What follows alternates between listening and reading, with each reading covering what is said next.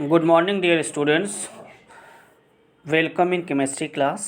तो बच्चों, आज की क्लास में हम स्टेट्स ऑफ मैटर का सेकेंड पार्ट पढ़ेंगे, दैट इज़ इंटरमॉलिक्यूलर फोर्सेस, जो कि हमने आपको प्रीवियस क्लास में डाइपोल डाइपोल इंटरेक्शंस या कीसम फोर्सेस जिसको हम बोलते हैं वो हमने बता दिया था। तो आज की क्लास में इंटरमॉलिक्यूलर फोर्सेस अभी कुछ और भी आपको पढ़ने हैं, जिसमें हम सबसे पहले बात करेंगे सेकेंड इंटरमॉलिक्यूलर फोर्सेस की, that is dipole induced dipole interactions. देखो बच्चों, इसके नाम से जैसे ही पता चल रहा है कि कोई डाइपोल कहने का मतलब कोई मॉलिक्यूल जिसमें परमानेंट डाइपोल मोमेंट अगर है और वो किसी नॉन पोलर मॉलिक्यूल मतलब किसी ऐसे मॉलिक्यूल के कांटेक्ट में आता है जिसमें डाइपोल मोमेंट नहीं है, तो इस तरह के इंटरैक्शन को डाइपोल इंड्यूस्ड डाइपोल इंटरैक्शन कहा जाता है। कहने का मतलब डाइपोल मोमेंट या किसी पोलर मॉलिक्यूल जब किसी नॉन पोलर मॉलिक्यूल के कांटेक्ट में आता है तो वहाँ पे जो इंटरैक्शन क्रिएट होता है उस इंटरैक्शन को हम डाइपोल इंड्यूस्ड डाइपोल इंटरैक्शन बोलते हैं। Sometimes a polar molecule having a permanent dipole moment, कुछ समय आप देखोगे पोलर मॉलिक्यूल्स जिसके पास की कुछ परमानेंट डाइपोल मोमेंट होता है, म्यू की वैल्यू जहाँ पे कुछ ना कुछ जरूर होती है, mu is not equal to zero, distorts a normal non polar molecule. वो क्या करता है? डिस्टार्ट्स करता है नॉन पोलर मॉलिक्यूल्स को, जब non polar molecules polar molecule के कांटेक्ट में आता है, and induces a dipole moment in it. कहने का मतलब जो पोलर मॉलिक्यूल है वो नॉन पोलर मॉलिक्यूल के अंदर क्या करता है? डाइपोल मोमेंट क्रिएट कर देता है, इंड्यूस कर देता है। ठीक है, मतलब जो नॉन पोलर मॉलिक्यूल होता है वो अपने आप से क्या होता है? पोलैरिटी उसमें आ जाती है due to the contact between the polar molecules. ठीक है, when exist between the molecules of the polar. ठीक है, पोलर मॉलिक्यूल्स। तो जब किसी भी पोलर मॉलिक्यूल के कांटेक्ट में जब कोई नॉन पोलर मॉलिक्यूल आता है तो उस नॉन पोलर मॉलिक्यूल के अंदर क्या होता है? डाइपोल की वैल्यू मतलब डाइपोल क्रिएट हो जाता है, और वहाँ पे इस तरह के फोर्सेस जो डेवलप्ड होते हैं due to interaction between the dipole and an induced dipole are called Debye forces. इस तरह के फोर्सेस को क्या कहा जाता है? डिबाई फोर्सेस कहा जाता है। ये एक नंबर के क्वेश्चंस कभी कभी पूछे जाते हैं।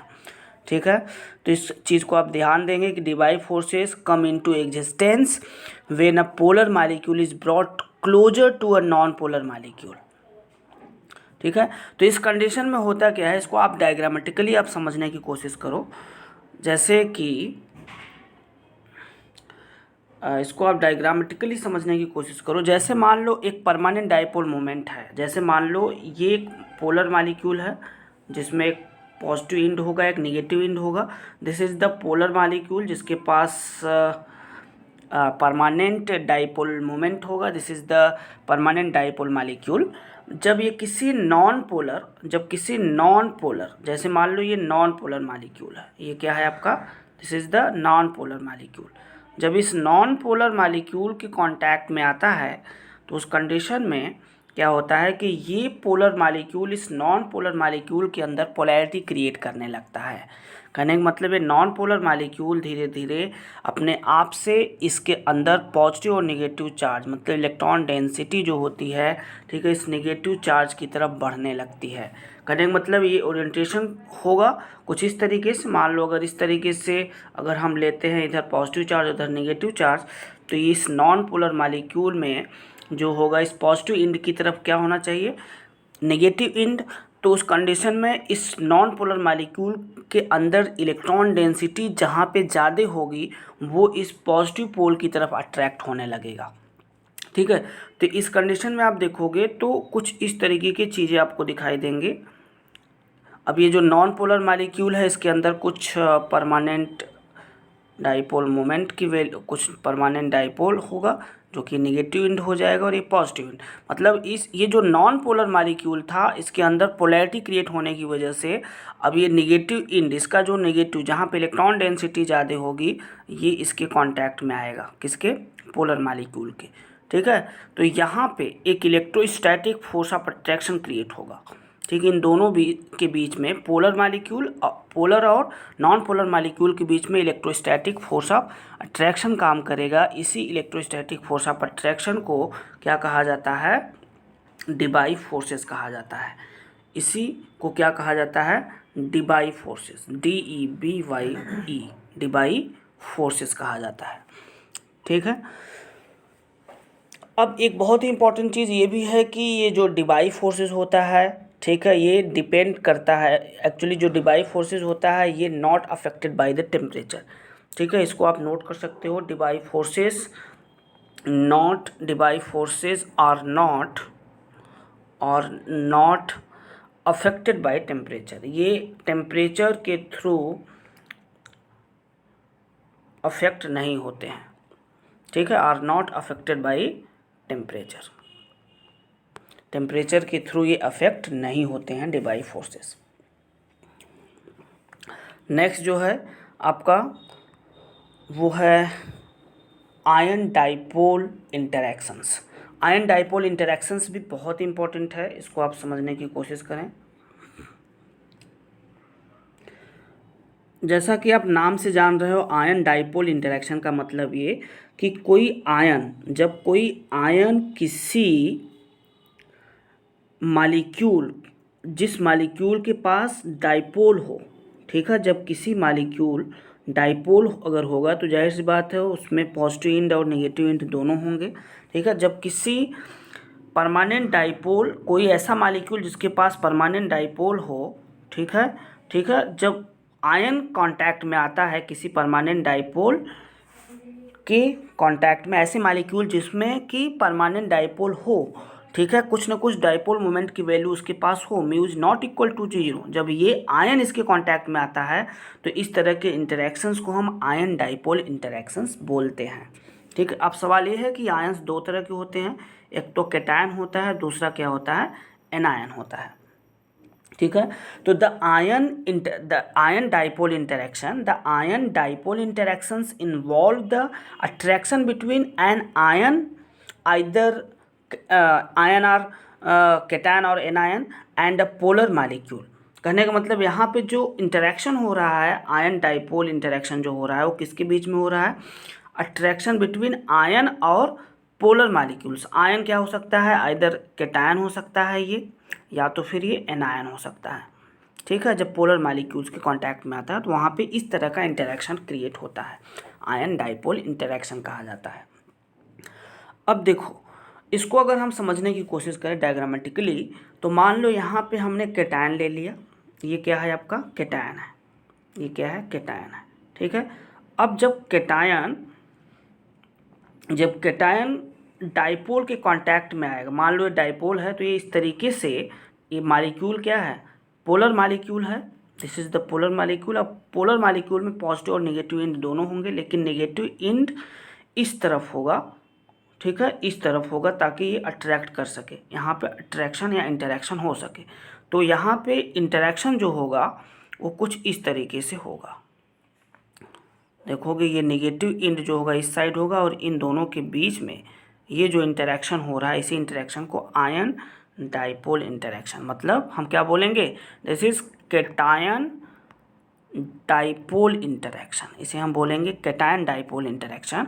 और एनायन डाइपोल इंटरैक्शन किसको बोलते हैं? यहाँ पे जब एनायन किसी पोलर मॉलिक्यूल के कांटेक्ट में आता है तो वहाँ पे पोलर मॉलिक्यूल का पॉजिटिव एंड इसकी तरफ हो जाता है, और वहाँ पे इस तरह के इंटरैक्शन को हम बोलते हैं एनायन डाइपोल इंटरैक्शन। ठीक है, तो ये है ion dipole interaction. Ion dipole interaction जो होता है, इसकी जो स्ट्रेंथ होती है आयन डाइपोल इंटरैक्शन की, वो कुछ फैक्टर्स पे डिपेंड करती है, जिसमें पहला फैक्टर है charge and size of the ion, मतलब आयन के साइज और चार्ज क्या है ये भी डिपेंड करता है। अगर आयन की साइज़ बहुत छोटी है तो वहाँ पे इंटरैक्शन जो होगा, ठीक है, थोड़ा कम हो सकता है, ज़्यादा हो सकता है। अगर चार्ज आयन पे ज़्यादा है या कम है तो उसकी वजह से इंटरैक्शन में भी चेंजेस हो सकता है। कहने का मतलब जो आयन है, आयन की जो चार्ज और साइज है वो डिपेंड करता है कि किस तरह के आयन डाइपोल इंटरैक्शंस होंगे।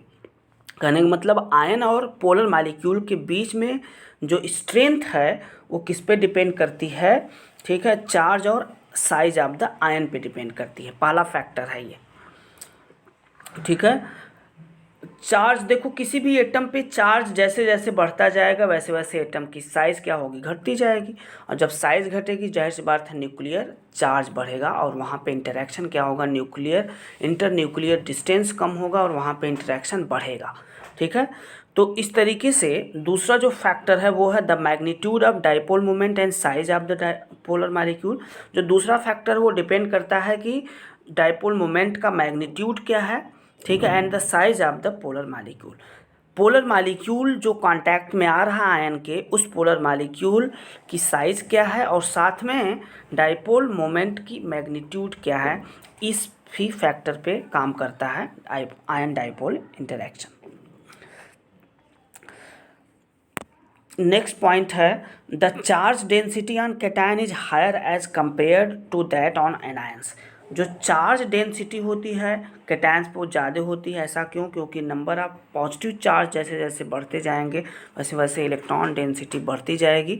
इसी वजह से क्या कहा जाता है कि कैटायंस पे जो चार्ज डेंसिटी होती है वो ज़्यादा होती है एज़ कम्पेयर टू एनायंस, क्योंकि एनायंस पे अगर नेगेटिव चार्ज बढ़ेगा तो डेंसिटी इलेक्ट्रॉन्स की क्या होगी, घटती जाएगी। तो इसी वजह से चार्ज डेंसिटी कैटायंस पे ज़्यादा होती है। कैटायन अट्रैक्ट अ डाइपोल मोर स्ट्रांगली, कहने का मतलब जो कैटायन होता है वो स्ट्रांगली अट्रैक्ट करता है एनायन को, ठीक है। मतलब कैटायन जो होता है वो किसी पोलर मॉलिक्यूल को बहुत तेज़ी से अट्रैक्ट करता है एज़ कम्पेयर टू एनायन। ऐसा क्यों, क्योंकि कैटायंस के केस में इलेक्ट्रॉन्स पॉजिटिव चार्ज जैसे जैसे बढ़ेगा इलेक्ट्रॉन्स कम होते जाएंगे और इंटरन्यूक्लियर चार्ज बढ़ेगा, ठीक है, अट्रैक्शन बढ़ेगा, जिसकी वजह से कैटायंस ज़्यादा तेज़ी से अट्रैक्ट करेगा पोलर मॉलिक्यूल को as compare to anions having the same charge but bigger size, ठीक है। तो ये बहुत ही इंपॉर्टेंट पॉइंट है। इसको अगर एक एग्जाम्पल के थ्रू हम समझने की कोशिश करें, the dehydration of ion, sorry यहाँ पे आयन होगा, ठीक है, यहाँ पे आयन नोट कर लेंगे, ठीक है। Ion is due to this type of interaction, dehydration of ion is due to this type of interaction. जब आयन का डिहाइड्रेशन होता है तो वहाँ पे कौन सा इंटरेक्शन काम करता है, आयन डाइपोल इंटरेक्शन काम करता है। इसमें क्या होता है, जब किसी आयनिक कंपाउंड को वाटर में डिजॉल्व किया जाता है तो उस कंडीशन में देखते हो कि आयन जो होता है वो क्या होता है, वाटर मॉलिक्यूल को अट्रैक्ट करता है and which have a large dipole moment get hydrated, और वहाँ पे ज़्यादा से ज़्यादा उसके डाइपोल मोमेंट होते हैं, ठीक है। And thus water molecule acts as dielectric to keep the ion apart. The non-polar liquids such as carbon tetrachloride act as poor solvent for ionic compounds। जब कार्बन टेट्राक्लोराइड होता है इसमें जब हम डालते हैं किसी आयंस को तो वहाँ पे अट्रैक्शन कम होता है। ऐसा क्यों, क्योंकि ये बहुत पुअर सॉल्वेंट होता है for the ionic compounds because they are unstable, ठीक है। तो इस तरीके से यहाँ पे जब किसी हम आयनिक कंपाउंड को वाटर में डालते हैं तो वहाँ पे इंटरेक्शन ज़्यादा काम करता है, क्योंकि आयन और वाटर मॉलिक्यूल्स के बीच में आयन डाइपोल इंटरेक्शन ज़्यादा स्ट्रॉन्ग होता है एज़ कंपेयर टू जब हम किसी आयनिक कंपाउंड को कार्बन टेट्राक्लोराइड में डालते हैं, ठीक है। जब आयन को आप वाटर में एंटर करोगे या वाटर में डालोगे तो इसमें इंटरेक्शन ज़्यादा काम करेगा, आयन डाइपोल इंटरेक्शन ज़्यादा काम करेगा। लेकिन जब आयन को आप कार्बन टेट्राक्लोराइड CCl4 एक सॉल्वेंट होता है, इसमें अगर डालोगे तो वहाँ पे इंटरेक्शन आयन डाइपोल इंटरेक्शन कम होगा। ऐसा क्यों होता है, क्योंकि बहुत पुअर सॉल्वेंट होता है कार्बन टेट्राक्लोराइड, ये काफ़ी अनस्टेबल भी होता है, ठीक है। Unable to participate, poor solvent होता है। कह सकते हो कि कार्बन टेट्राक्लोराइड पुअर सॉल्वेंट होता है और इसमें पोलैरिटी कम होती है, ठीक है। तो इस तरीके से इनमें जो इंटरेक्शन होता है वो बहुत ज़्यादा स्ट्रॉन्ग नहीं होता है, आयन डाइपोल इंटरेक्शन बहुत वीक होता है, ठीक है। तो नेक्स्ट जो पॉइंट है वो है ion induced dipole interaction. Ion induced dipole interaction, जैसा कि नाम से आपको पता चल रहा है कि जब कोई आयन किसी इंड्यूस्ड डाइपोल में मोमेंट, मतलब जब कोई आयन किसी नॉन पोलर मालिक्यूल के कांटेक्ट में आता है तो वहाँ पे किस तरह का इंटरेक्शन काम करता है, आयन इंड्यूस्ड डाइपोल इंटरेक्शन काम करता है।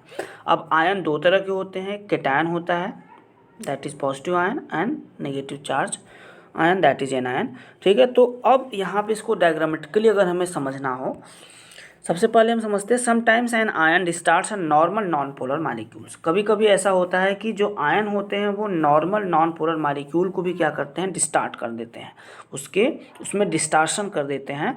ये कैसे होता है, इंड्यूस अ डाइपोल मोमेंट। वो मतलब जो आयन होते हैं वो नॉन पोलर मालिक्यूल के अंदर डाइपोल इंड्यूस कर देते हैं और उनके बीच में एक अट्रैक्टिव फोर्स काम करने लगता है। ठीक है, उनके बीच में एक अट्रैक्टिव फोर्स डेवलप हो जाता है बिटवीन द आयन और इंड्यूस्ड डाइपोल, मतलब नॉन पोलर मालिक्यूल के बीच में, आयन और नॉन पोलर मालिक्यूल के बीच में एक अट्रैक्टिव फोर्स डेवलप हो जाता है। हम जिसे क्या बोलते हैं, आयन इंड्यूस्ड डाइपोल इंटरेक्शन बोलते हैं। इसको डायग्रामेटिकली अगर समझने की कोशिश करें हम, तो इसको हम बता सकते हैं कि मान लो यहाँ पे अगर एक कैटायन है और ये नॉन पोलर अगर मालिक्यूल है, तो ये दोनों जब आपस में कांटेक्ट में आएंगे तो उस कंडीशन में ये जो कैटायन है इस नॉन पोलर मालिक्यूल को क्या करेगा, इंड्यूस कर देगा, इसमें क्या पोलैरिटी इंड्यूस कर देगा। ठीक है, और पोलैरिटी इंड्यूस कर देगा और यहाँ पे एक इंटरेक्शन काम करेगा जिसे हम आयन इंड्यूस्ड डाइपोल इंटरेक्शन बोलते हैं। ठीक है, इसी तरीके से नेगेटिव चार्ज के केस में भी होगा, यहाँ पे नेगेटिव हो जाएगा तो ये इधर नेगेटिव होगा, तो यहाँ पे उस कंडीशन में तब इस नॉन पोलर मालिक्यूल के अंदर पोलैरिटी क्रिएट किसकी वजह से होगी, इस एनायन की वजह से, तो यहाँ पे पॉजिटिव इंड इसकी तरफ होगा। ठीक है, तो इस तरीके से कभी कभी आयंस जो होते हैं वो क्या करते हैं, किसी नॉन पोलर मालिक्यूल में डाइपोल इंड्यूस कर देते हैं। इस तरह के इंटरेक्शन को आयन इंड्यूस्ड डाइपोल इंटरेक्शन कहा जाता है। नेक्स्ट पॉइंट है बच्चों डिस्पर्शन फोर्सेस, जो बहुत ही इंपॉर्टेंट है। डिस्पर्शन फोर्सेस क्या होता है, it is very weak force, ये बहुत ही वीक फोर्स होता है। It arises between inert gases like helium, neon, argon and neutral molecules like O2, Cl2 and I2। देखो बच्चों, जो डिस्पर्शन फोर्सेस होता है एक तरीके से ये बहुत वीक फोर्स होता है। ये एराइज कब होता है, इट एराइजेज बिटवीन किसके बीच में, हीलियम, नियॉन, आर्गन जो इनर्ट गैसेस होते हैं और न्यूट्रल मालिक्यूल जैसे O2, Cl2, I2 इन सब के बीच में एराइज होता है। जैसे मान लो अगर Cl2 है और दूसरी तरफ हीलियम है, तो इन सब के बीच में जो फोर्स काम करेगा, इस तरह की फोर्सेस को हम बोलते हैं डिस्पर्शन फोर्सेस बोलते हैं। ठीक है, तो such forces come into existence due to instantaneous dipoles created in these non-polar molecules or atoms and are called dispersion forces। इस तरह के forces come into existence जब एक दूसरे के पास आते हैं, ठीक है, तो उसमें क्या होता है कि इंस्टेंटेनियसली डाइपोल मोमेंट या डाइपोल्स क्रिएट होते हैं उन नॉन पोलर मालिक्यूल्स में। ठीक है, these are the non polar molecules. ठीक है, तो इन नॉन पोलर मालिक्यूल्स के अंदर क्या होता है, अपने आप से क्या होने लगता है, डाइपोल्स क्रिएट होने लगता है। जब कभी कभी कुछ ऐसे केसेस होते हैं कि नॉन पोलर मालिक्यूल जब आपस में कांटेक्ट में आते हैं तो इंस्टेंटेनियसली उसमें क्या होने लगता है, पोलैरिटी डेवलप होने लगती है। ठीक है, डाइपोल्स क्रिएट होने लगता है उनके अंदर। ठीक है, एटम्स और मालिक्यूल्स के बीच में, इसी को हम बोलते हैं डिस्पर्शन फोर्सेस।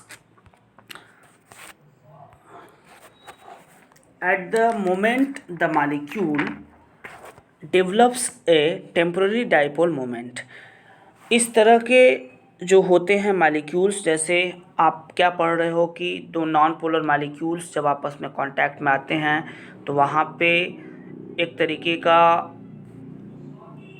पोलैरिटी क्रिएट होने लगती है मालिक्यूल्स के बीच में, बहुत ही वीक होता है, बहुत ही रेयरली होता है ऐसा। ठीक है, इस तरह के इंटरेक्शन को डिस्पर्शन फोर्सेस कहते हैं।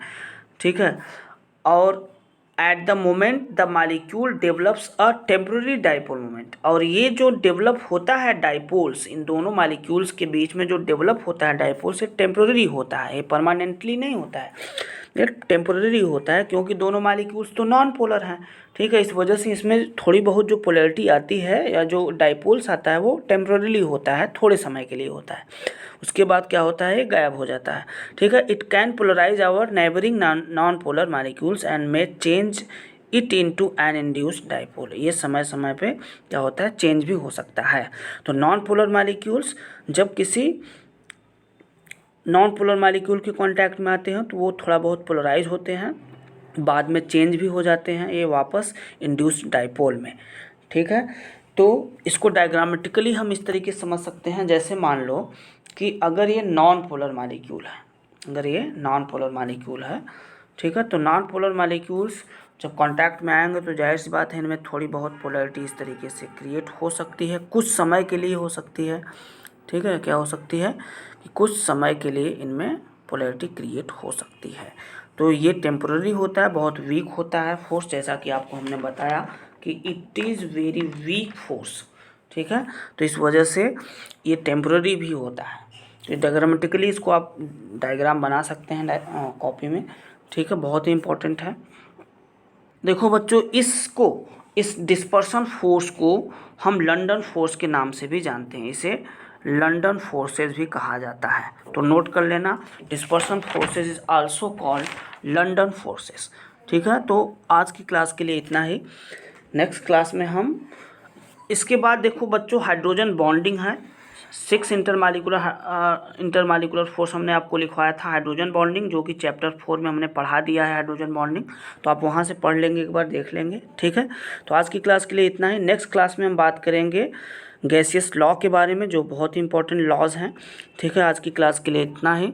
Thank you for watching the video. Okay, have a good day.